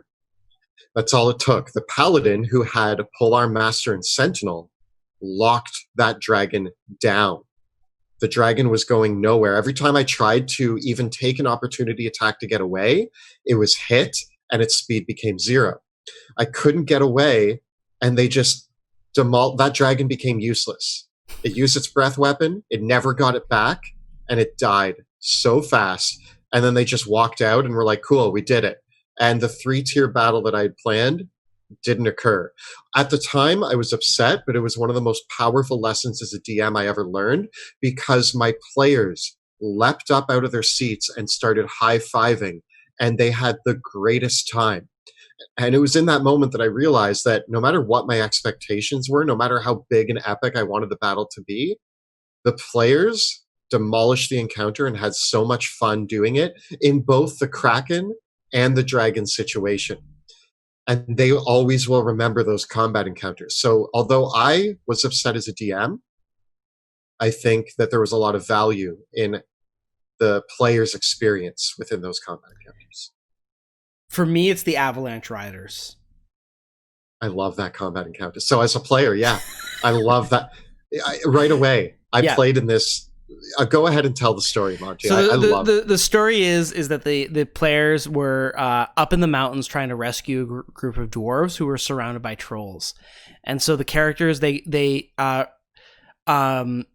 this was actually partly the scenario was inspired by an Adventures League module, and the players decided that they were going to create an avalanche and sled down the mountain, causing the avalanche to run over all the trolls and sled down the mountain, and that was how they were going to escape with all the dwarves.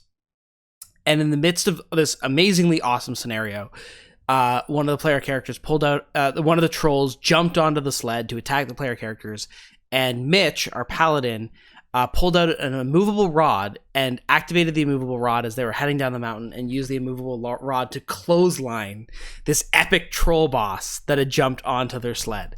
And I had this amazing combat encounter with like this monstrous mutated troll that they were going to fight on the sled. It was going to be amazing. And instead they just clotheslined it with an immovable rod. And it was hilarious and amazing, and I had no choice but to say yes to it. It was really, really cool.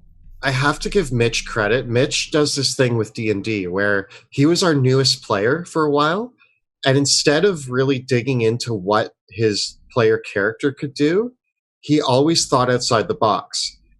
I was shocked when he started playing a paladin, and I was like, why are you not just divine smiting everything all the time? And instead he was like, can I surf on my shield?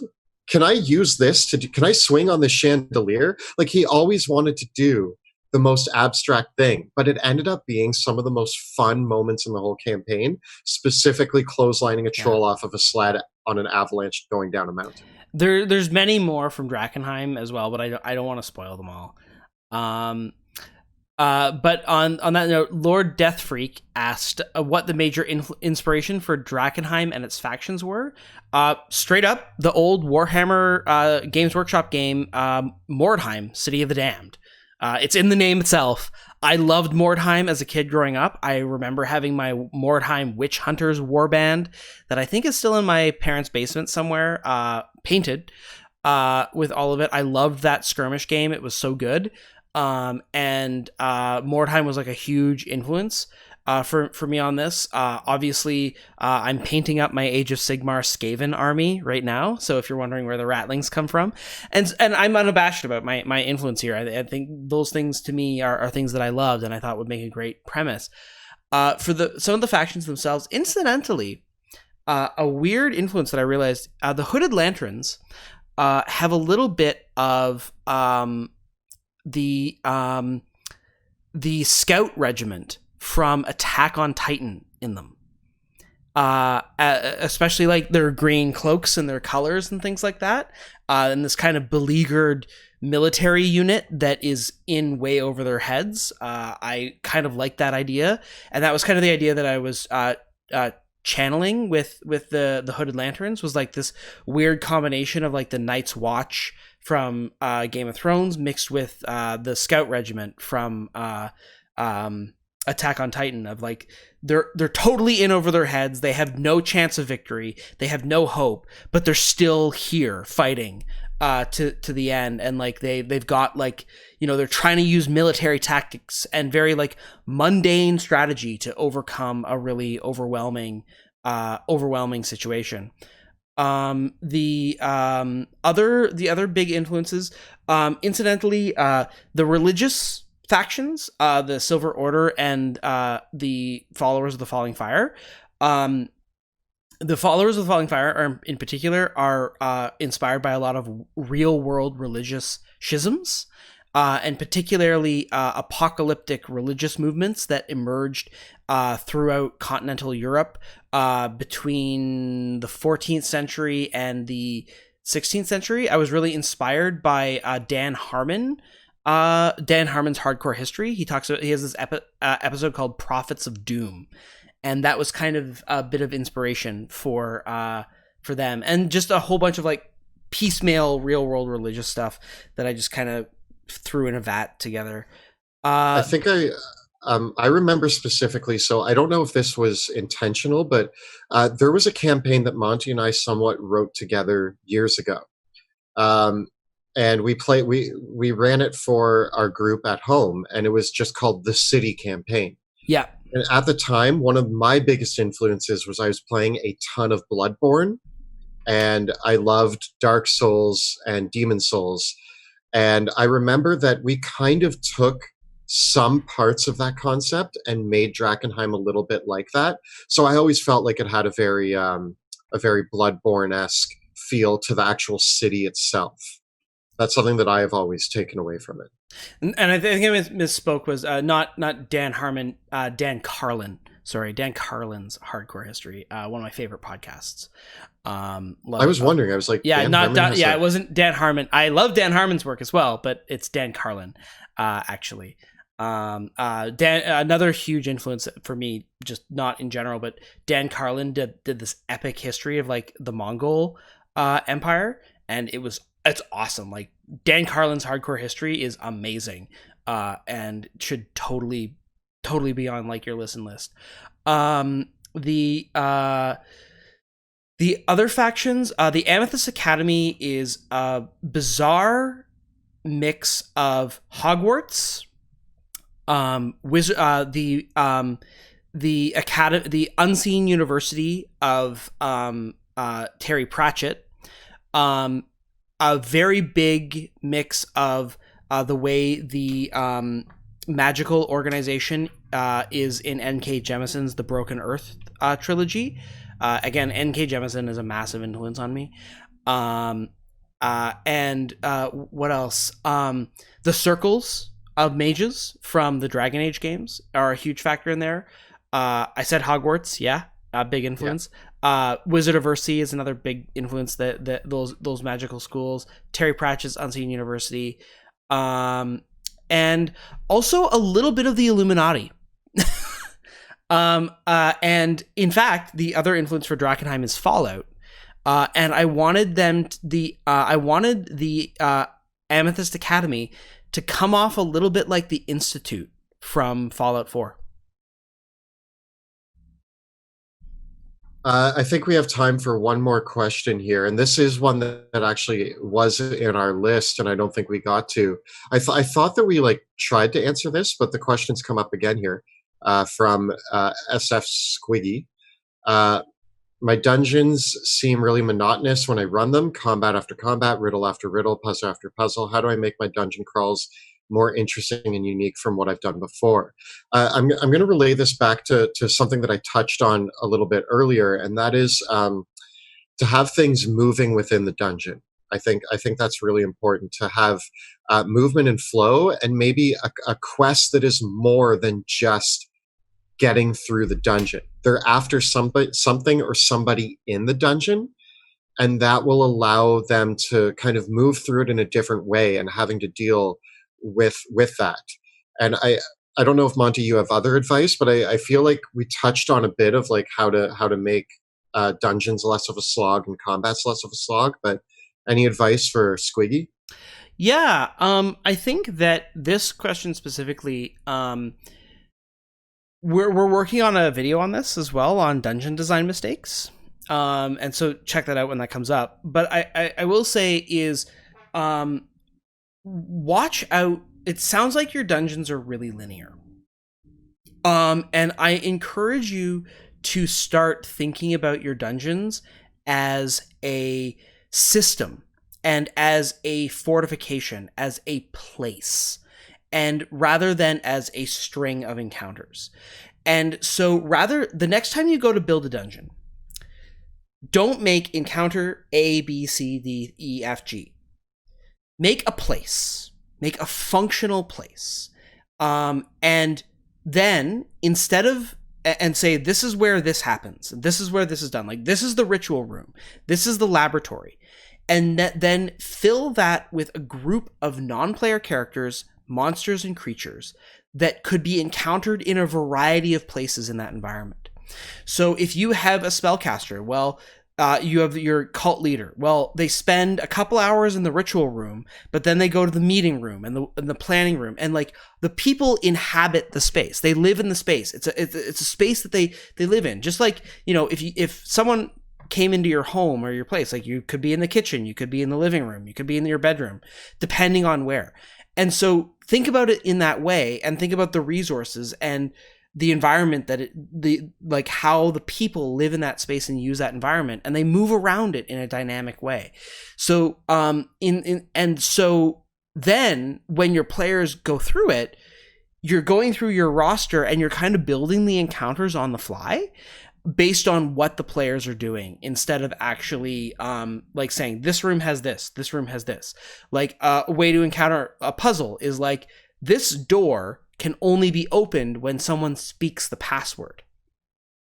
And maybe there's a clue that maybe one of the cultists is always forgetting what the password is. So in their diary, they wrote a little limerick to help them remember what the password is. But there's a whole bunch of ways that the players can get the password, not the least of which is just capturing one of the cultists and mind controlling them. So like then you create all these puzzle solving things, and it really expands out the options that are available. They don't have to exist in this linear encounter flowcharty sort of way. With that, I mean, it's 7:57. I think that's going to be all the time that we have for questions today. I do want to kind of close this off by just, first of all, thanking everybody who participated, the patrons who sent us in these questions. Monty and I are going to be hoping to do this on a monthly basis now. And we are going to be specifically taking the first run of questions from our patrons.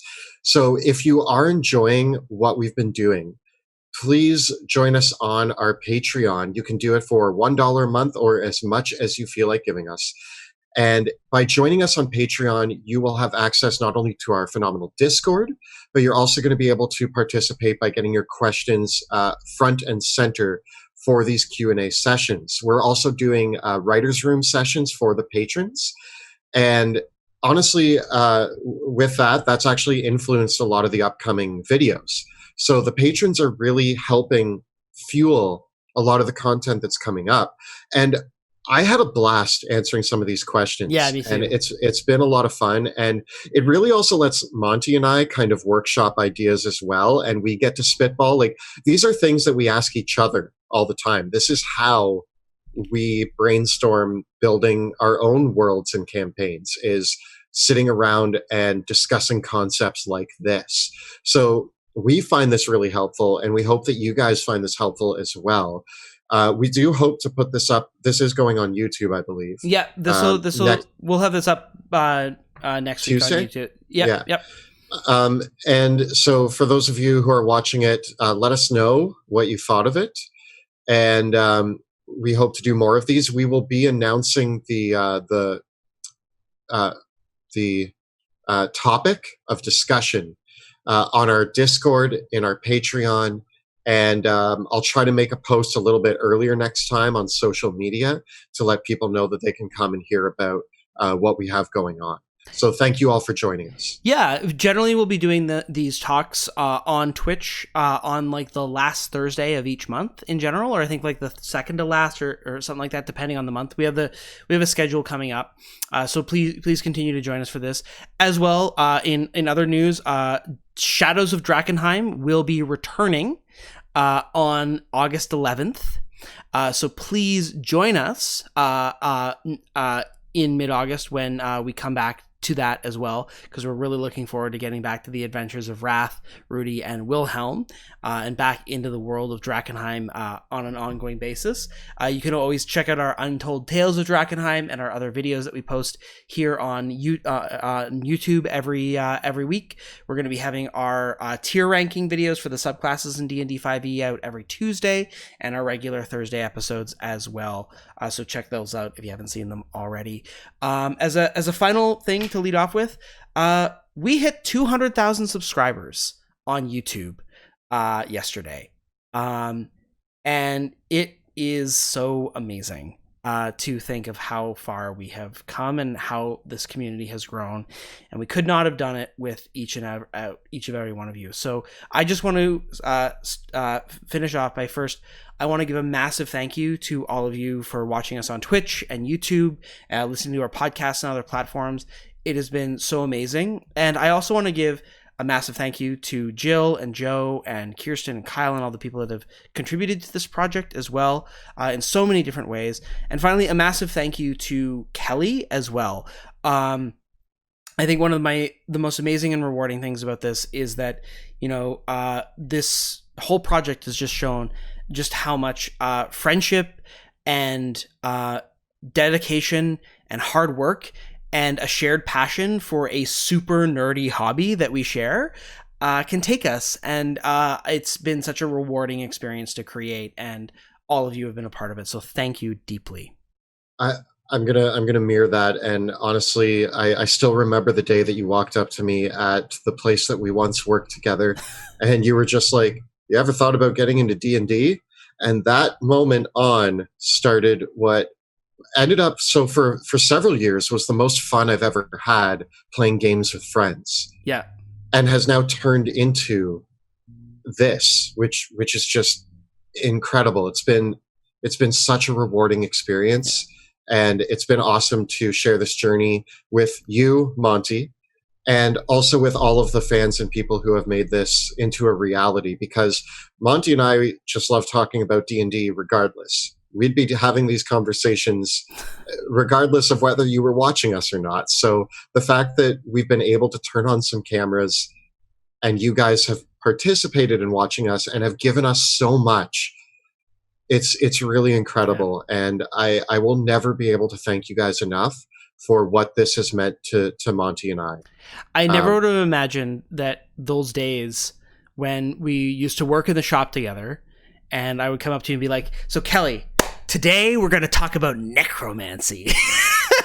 And we would just in between work at the shop on our breaks and stuff like that, we just hang out and we would just talk about D&D stuff. And that just turned into playing D&D together and getting excited and having all these conversations. And then this, there was no way, like those conversations, like I remember them, they were over 10 years ago, but it's unfathomable to me to actually think that, like, yeah, we were just kicking back, talking about nerdy wizard stuff, and that led us to here, right? So absolutely, yeah, it's weird to think about where life can bring you, but I appreciate just so much both being able to work with you as a creative collaborator, all the people that have participated in this project, and just a massive thank you to everyone that watches our us geek out, basically.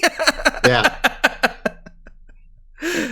Yeah. So, well, really special. So thank you all so much, and we will see you next time in the dungeon. In the dungeon. In the dungeon. In the dungeon. Have an excellent night.